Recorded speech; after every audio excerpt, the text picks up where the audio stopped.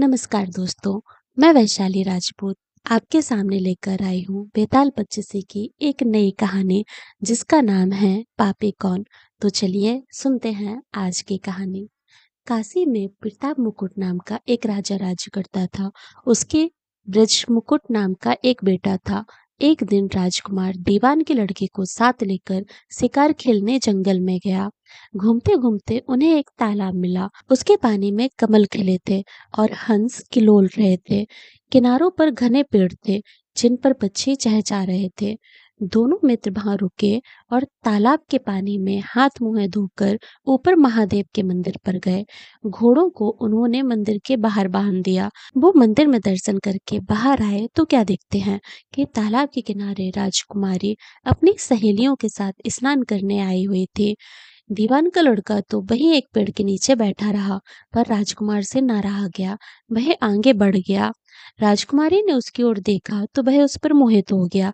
राजकुमारी भी उसकी तरफ देखती रही। फिर उसने क्या किया कि चूड़े में से कमल का फूल निकाला, कान में लगाया, दांत से कुतरा, पैर के नीचे दबाया और फिर छाती से लगा अपनी सखियों के साथ चली गई। उसके जाने पर राजकुमार निराश हो अपने मित्र के पास आया और सब हाल कह सुनाया। मैं इस राजकुमारी के बिना नहीं रह सकता, पर मुझे ना तो इसका नाम मालूम है, ना ही ठिकाना। वह मिलेगी कैसे? दीवान के लड़के ने कहा, राजकुमार आप बिल्कुल भी ना घबराएं, वह सब कुछ बता कर गई है। राजकुमार हैरान हो गया। उसने पूछा, कैसे? वह बोला, उसने कमल का फूल सिर से उतार कर कानों से लगाया तो उसने बताया कि मैं कर्नाटक की रहने वाली हूँ। दांत से कुतरा यानी इसका मतलब है कि मैं दंतवाट राजा की बेटी हूँ। पाँव से दबाया इसका अर्थ है कि मेरा नाम पद्मावती है। और छाती से लगाकर उसने बताया कि तुम मेरे दिल में बस गए हो। इतना सुनना था कि राजकुमार खुशी से फूल उठा। बोला, अब मुझे कर्नाटक देश में ले चलो। दोनों मित्र वहां से चल दिए। घूमते फिरते सैर करते दोनों कई दिन बाद वहां पहुंचे। राजा के महल के पास गए तो वहां उसे एक बुढ़िया अपने द्वार पर बैठी चरखा काटती हुई मिली। उसके पास जाकर दोनों घोड़ों से उतर गए और बोले, माई हम सौदागर हैं, हमारा सामान पीछे आ रहा है, हमें रहने के लिए थोड़ी सी जगह दे दो। उनकी सकल सूरत देखकर और बात सुनकर बुढ़िया के मन में ममता उमड़ पड़ी। बोली, बेटा तुम्हारा घर है, जब तक जी में आए रहो। दोनों बहिए ठहर गए। दीवान के बेटे ने उससे पूछा, माई तुम क्या करती हो? तुम्हारे घर में कौन कौन है? तुम्हारी गुजर बसर कैसे होती है? बुढ़िया ने जवाब दिया, बेटा मेरा एक बेटा है जो राजा की चाकरी में है। मैं राजा की बेटी पद्मावती की धाई थी। बूढ़ी हो जाने पर अब घर में ही रहती हूँ। राजा बस खाने पीने को दे देता है। दिन में एक बार राजकुमारी को देखने महल में जाती हूँ।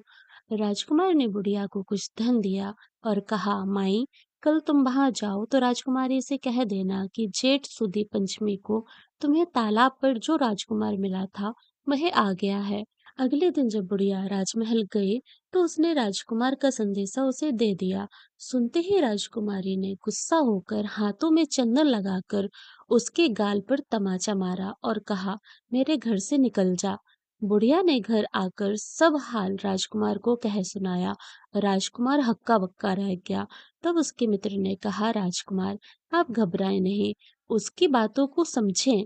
उसने 10 उंगलियां सफेद चंदन में मारी। इससे उसका मतलब यह है कि अभी 10 रोज चांदनी के हैं। उसके बीतने पर मैं अंधेरी रात में मिलूंगी। 10 दिन के बाद बुढ़िया ने फिर राजकुमारी को खबर दी तो इस बार उसने केसर के रंग में 3 उंगलियां डुबोकर उसके मुंह पर मारी और कहा, भाग यहाँ से। बुढ़िया ने आकर सारी बात सुना दी। राजकुमार शोक से व्याकुल हो गया। दीवान के लड़के ने समझाया कि इसमें हैरान होने जैसी तो कोई बात ही नहीं है। उसने कहा है कि मुझे मासिक धर्म हो रहा है, 3 दिन और ठहरो। 3 दिन बीतने पर बुढ़िया फिर वहां पहुंची। इस बार राजकुमारी ने उसे फटकार कर पश्चिम की खिड़की से बाहर निकाल दिया। उसने आकर राजकुमार को बता दिया। सुनकर दीवान का लड़का बोला, मित्र उसने आज रात को तुम्हें उस खिड़की की राह बुलाया है। मारे खुशी के राजकुमार उछल पड़ा। समय आने पर उसने बुढ़िया की पोशाक पहनी, इत्र लगाया, हथियार बांधे। दोपहर रात बीतने पर वह महल में जा पहुंचा और खिड़की में से होकर अंदर पहुंच गया। राजकुमारी वहां तैयार खड़ी थी। वह उसे भीतर ले गई। अंदर के हाल देखकर राजकुमार की आंखें खुली की खुली रह गई। वहां एक से बढ़कर एक चीजें थी। रात भर राजकुमार राजकुमारी के साथ रहा। जैसे ही दिन निकलने को आया, राजकुमारी ने राजकुमार को छिपा दिया और रात होने पर फिर बाहर निकाल लिया। इस तरह कई दिन बीत गए। अचानक एक दिन राजकुमार को अपने मित्र की याद आई। उसे चिंता हुई कि पता नहीं उसका क्या हुआ होगा। उदास देखकर राजकुमारी ने कारण पूछा तो उसने बता दिया। बोला, वह मेरा बड़ा प्यारा दोस्त है, बड़ा चतुर है, उसकी होशियारी ही से तो तुम मुझे मिल पाई हो।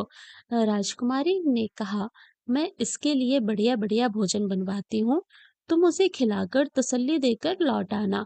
खाना साथ में लेकर राजकुमार अपने मित्र के पास पहुंचा। वे महीने भर से नहीं मिले थे। राजकुमार ने मिलने पर सारा हाल सुनाकर कहा कि राजकुमारी को मैंने तुम्हारी चतुराई की सारी बातें बता दी हैं, तभी तो उसने तुम्हारे के लिए ये स्वादिष्ट भोजन बनवा कर भेजा है। दीवान का लड़का सोच में पड़ गया। उसने कहा, यह तुमने अच्छा नहीं किया। राजकुमारी समझ गई कि जब तक मैं हूँ, वह तुम्हें अपने बस में नहीं रख सकती, इसलिए उसने इस खाने में जहर मिलाकर भेजा है। यह कहकर दीवान के लड़के ने थाली में से एक लड्डू उठाकर कुत्ते के आगे डाल दिया। खाते ही कुत्ता मर गया। राजकुमार को बड़ा बुरा लगा। उसने कहा, ऐसी स्त्री से तो भगवान ही बचाए, मैं अब उसके पास नहीं जाऊंगा। दीवान का बेटा बोला, नहीं, अब ऐसा उपाय करना चाहिए जिससे हम उसे घर ले चले। आज रात को तुम वहां जाओ। जब राजकुमारी सो जाए तो उसकी बाईं जांघ पर त्रिशूल का निशान बनाकर उसके गहने लेकर चले आना। राजकुमार ने ऐसा ही किया। उसके आने पर दीवान का बेटा उसे साथ ले योगी का भेष बनाकर मरघट में जाकर बैठा और राजकुमार से कहा कि तुम ये गहने लेकर बाजार में बेच आओ। कोई पकड़े तो कह देना कि मेरे गुरु के पास चलो और उससे यहाँ ले आना। राजकुमार गहने लेकर शहर गया और महल के पास एक सुनार को उन्हें दिखाया। देखते ही सुनार ने उन्हें पहचान लिया और कोतवाल के पास ले गया। कोतवाल ने पूछा तो उसने कह दिया कि ये मेरे गुरु ने मुझे दिए हैं। गुरु को भी पकड़वा लिया गया। जब राजा के सामने पहुंचे तो राजा ने पूछा, योगी महाराज, ये गहने आपको कहाँ से मिले? योगी बने दीवान के बेटे ने कहा, महाराज, मैं मसान में काली चौदस को डांकनी मंत्र सिद्ध कर रहा था कि डांकनी आई, मैंने उसके गहने उतार लिए और उसकी बाईं जांघ में त्रिशूल का निशान बना दिया। इतना सुनकर राजा महल में गया और उसने रानी से कहा कि पद्मावती की बाईं जांघ पर देखो, क्या उसकी बाईं जांघ पर त्रिशूल का निशान बना है? जब रानी ने उसकी बाईं जांघ पर देखा तो वह निशान वहां पर था। यही सुनकर राजा को बड़ा ही दुख हुआ। बाहर आकर वह योगी को एक ओर ले जाकर बोला, महाराज, धर्मशास्त्र में खोटी स्त्रियों के लिए क्या दंड है? योगी ने जवाब दिया, राजन, ब्राह्मण, गौ, स्त्री, लड़का और अपने आश्रय में रहने वाले से कोई खोटा काम हो जाए तो उसे देश निकाला दे देना चाहिए। यह सुनकर राजा ने पद्मावती को डोले में बिठाकर जंगल में छुड़वा दिया। राजकुमार और दीवान का बेटा तो ताक में ही बैठे थे। राजकुमारी को अकेली पाकर साथ ले उसे नगर में लौट आए और आनंद से रहने लगे। इतनी बात सुनाकर बेताल बोला, राजन, यह बताओ कि पाप किसको लगा है? राजन ने कहा, पाप तो राजा को लगा। दीवान के बेटे ने अपने स्वामी का काम किया। कोतवाल ने राजा का कहना माना और राजकुमार ने अपना मनोरथ सिद्ध करा। राजा ने पाप किया, जो बिना विचारे उसे देश निकाला दे दिया। राजा का इतना कहना था कि बेताल फिर उसी पेड़ पर जाकर लटका। राजा वापस गया और बेताल को लेकर फिर चल दिया। बेताल बोला, राजा सुनो, एक कहानी और सुनाता हूँ।